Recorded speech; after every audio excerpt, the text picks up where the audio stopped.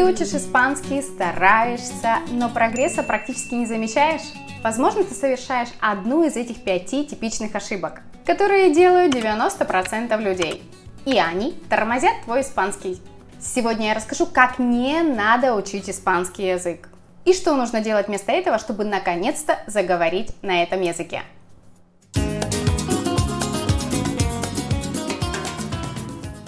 Hola amigos, меня зовут Наталья, я живу в Барселоне и преподаю испанский язык русскоговорящим ученикам со всего мира. Особенно тем, кто переехал в Испанию и хочет выжить в испаноговорящей среде. Если ты чувствуешь, что топчешься на месте, оставайся со мной до самого конца. Будет полезно и интересно. И, кстати, в конце видео сюрприз для тех, кто хочет мою шпаргалку 100 неправильных глаголов испанского языка. Признайся честно, ты когда-нибудь сидел со списком слов 10, 20, 30, возможно 50 слов? Старательно учил, повторял, а потом на следующий день просто замечал, что у тебя в голове пусто, как будто бы ты ничем этим не занимался. Если да, то не переживай, ты не один такой. Это вообще одна из самых распространенных ошибок. И сейчас я расскажу тебе, почему так происходит и как с этим справиться раз и навсегда. Почему это не работает? Потому что наш мозг устроен как машина по распознаванию паттернов и ситуаций, а не как склад слов. Вот, например, исследование психолога Харберта Саймона, лауреата Нобелевской премии, показало, что мозг лучше запоминает значимые единицы – chunks, а не отдельные фрагменты. И это называется семантическое кодирование. Это значит, что когда ты учишь слово frío отдельно, для твоего мозга это просто набор букв. Но когда ты слышишь фразу tengo frío в зимнем фильме, где герой кутается в шарф, ты это запоминаешь. Или, например, песня с фразой tengo miedo в драматичном моменте сериала, и у тебя в голове сразу формируется эмоция, картинка, ситуация. А мозг всегда любит картинки и ассоциации. Для него это не сухие таблицы. Получается, зубрежка – это забывание, контекст – это запоминание. Что делать в итоге вместо этого? Учить не слово, а фразу в контексте. Смотреть сериалы на испанском с субтитрами и повторением. Слушать диалоги и повторять за носителями. Делать мини-сцены в голове. Просто представляй, что происходит вокруг этой фразы. Вот пример. Ты не просто учишь фразу tengo frío, а ты представляешь, что ты стоишь в зимнее время на улицах Барселоны, дует ветер, льется дождь, тебе холодно, и ты закутываешься в свое теплое пальто. Вот таким способом ты никогда не забудешь эту фразу. А теперь у меня тебе вопрос. Ты когда-нибудь учил по 30-50 слов, а потом просто-напросто не мог вспомнить ни одного из них? А быть может, ты тоже пробовал учить через фильмы, сериалы, либо песни, и у тебя это сработало? Поделись в комментариях, как ты запоминаешь испанские слова. Будет интересно сравнить. Ошибка номер 2. Ты учишь много грамматики, но забываешь про живую речь. Если ты все еще думаешь, что нужно выучить всю грамматику испанского языка, прежде чем начать говорить на этом языке, то у меня для тебя новости. Это ловушка, и это не работает. Но не расстраивайся, потому что в эту ловушку попадают практически все, кто начинает учить испанский язык самостоятельно. Тетрадь обычно исписывается правилами, а в итоге сказать обычную фразу «я хочу заказать кофе» просто не появляется в голове в нужный момент, или все еще страшно выдавить ее из себя. Почему это не работает? Да потому что грамматика – это как инструкция от велосипеда. Ты можешь читать ее сутками, но пока ты не сядешь на велосипед и не поедешь, ты не поедешь.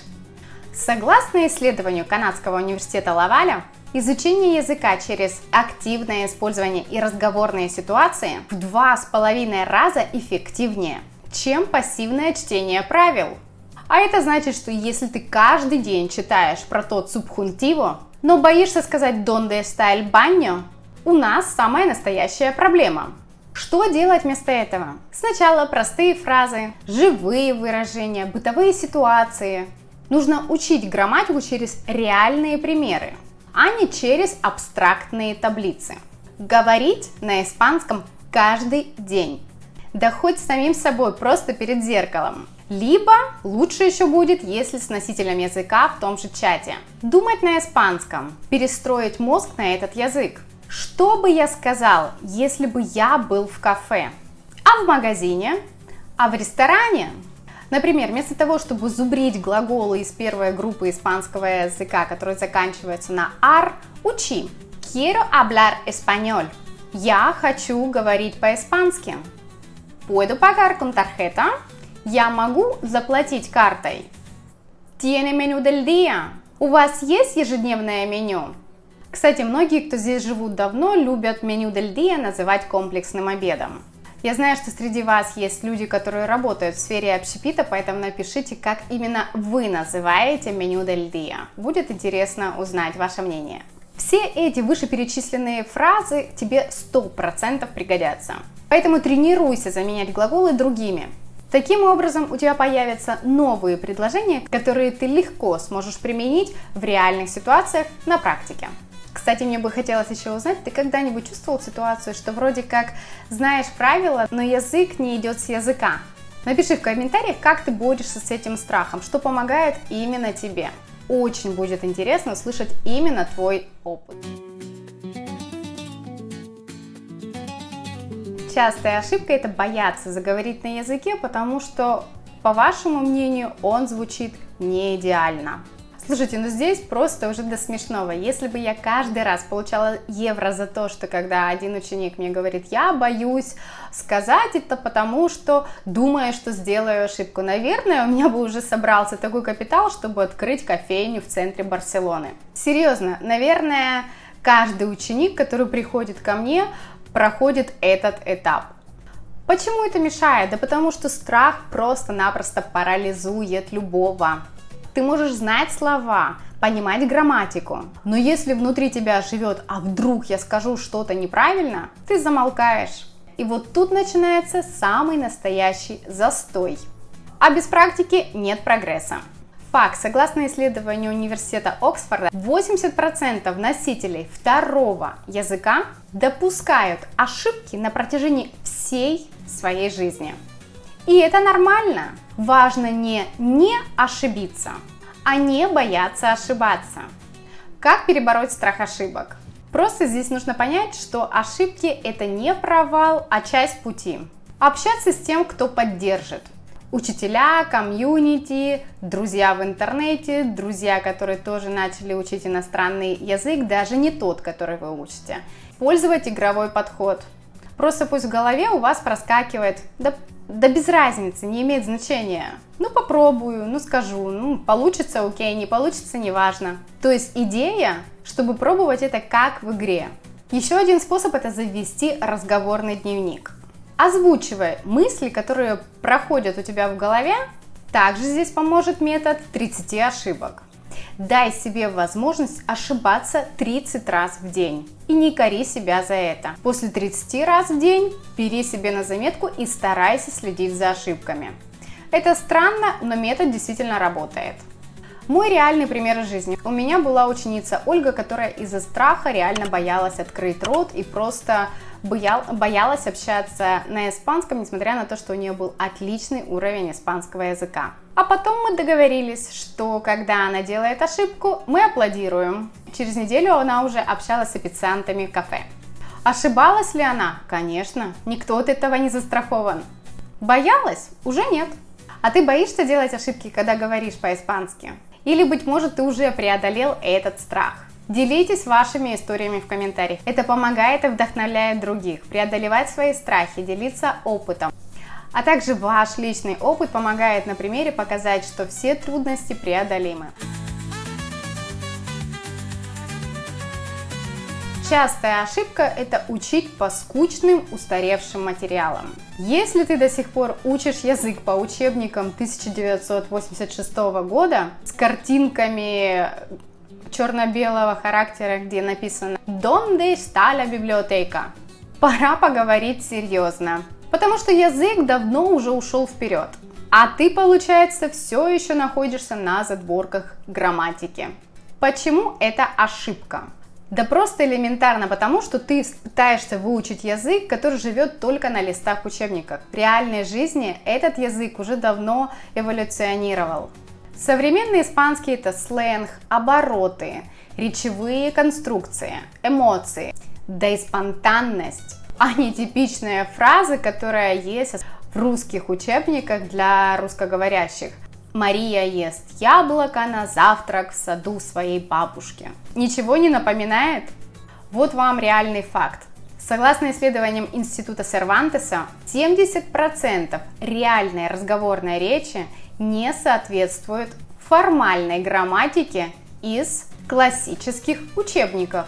Люди говорят проще, короче, живее. И, соответственно, ты должен учиться точно так же, чтобы понимать реальных людей и использовать настоящий живой испанский. Что делать вместо этого? Использовать современные источники. YouTube, сериалы, La Casa de Papel, Valeria, TikTok и Instagram от носителей. Реальные диалоги. Слушать и повторять не по правилам, а по ощущениям. Пример «¿Qué tal?» – это простое приветствие, а не «¿Cómo está usted?» из учебника прошлого века. Писать и говорить на актуальные темы. Кафе, аренда жилья, походы в рестораны, кино, магазины, эмоции, темперамент. Включаем наш темперамент.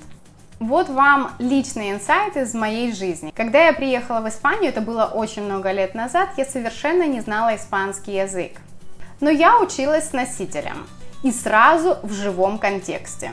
И именно поэтому у меня не было проблем с книжным испанским. Я сразу учила то, что применяют реальные люди в Испании, а не какие-то выдуманные персонажи из учебников. Тех гипотетических ситуаций, которые в большинстве случаев лично со мной бы не произошли. И это сильно, даже, наверное, в разы ускорило мой прогресс. А ты еще учишь по старому учебнику или все-таки перешел на реальный живой испанский? Может, поделишься, какой источник тебе помогает?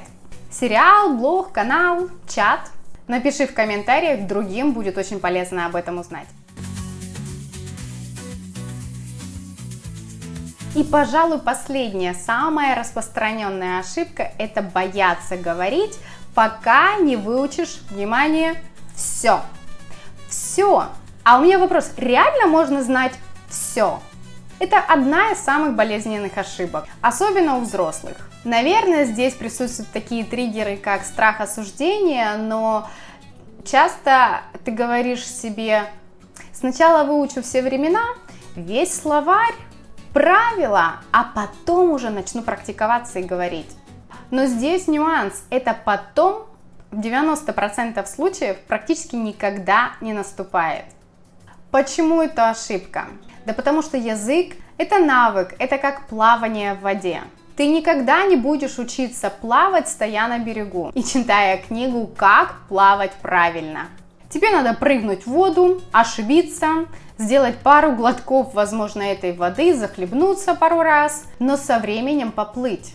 Психолингвистика говорит, что чем дольше человек готовится к говорению, тем выше у него тревожность и тем, соответственно, ниже результат при первой попытке. Мозг автоматически начинает бояться делать ошибки. Соответственно, получается, что ты сам себя тормозишь. Что делать вместо этого? Говорить с первых дней. Даже если это 3 слова, которые ты знаешь, и ошибки через каждое слово. Практиковать с собой, с зеркалом, с учебником, с собеседованием, с телевизором, с радио, без разницы. Но практиковать, говорить, начинать повторять слова. Не бояться говорить с ошибками. Испанцы просто обожают, когда люди, иностранцы, стараются говорить на их языке. Помни, что ошибки – это не провал. Совершенно. Это твой ускоритель роста. Личный пример. Мои ученики, которые начинают говорить рано, с первых дней, самым минимальным словарным запасом, который вы только можете себе представить, они в 2-3 раза начинают понимать быстрее носителей и практически сразу теряют страх общения с носителями языка. Потому что они просто привыкают, и все. А интересным моментом является тот факт, что многие потом делятся со мной и говорят, что сами же испанцы подмечают, как интересно общаться с ними и как много эмоций, положительной информации они получают при таком общении с ними. А ты часто сам откладываешь разговорную практику, потому что как бы чувствуешь, что ты еще не готов? У тебя самого есть такая внутренняя отговорка, которая тебя по факту тормозит? Пиши в комментариях. Ты можешь учить испанский просто не так, как в школе. Если ты узнал себя хотя бы в одной из этих 5 вышеперечисленных ошибок, знай, ты не один, 99% моих учеников делали их, и это нормально. Главное, ты теперь знаешь, как делать лучше и справляться с ними.